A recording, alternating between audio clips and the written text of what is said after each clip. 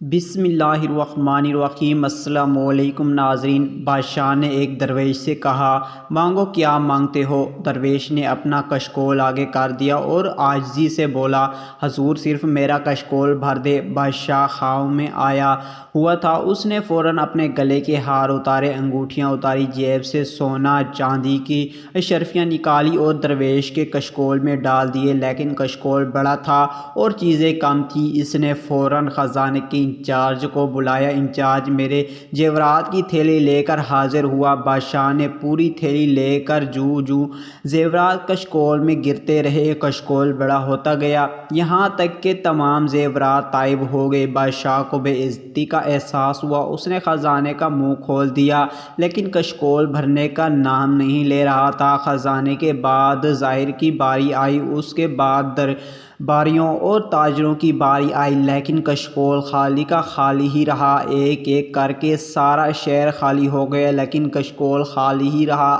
آخر بادشاہ ہار گیا، درویش جیت گیا۔ درویش نے کشکول بادشاہ کے سامنے الٹایا، مسکرایا اور سلام کیا اور واپس مڑ گیا۔ بادشاہ درویش کے پیچھے بھاگا اور ہاتھ باندھ کر عرض کیا، حضور مجھے صرف اتنا بتاؤ، یہ کشکول کس چیز کا بنا ہوا ہے؟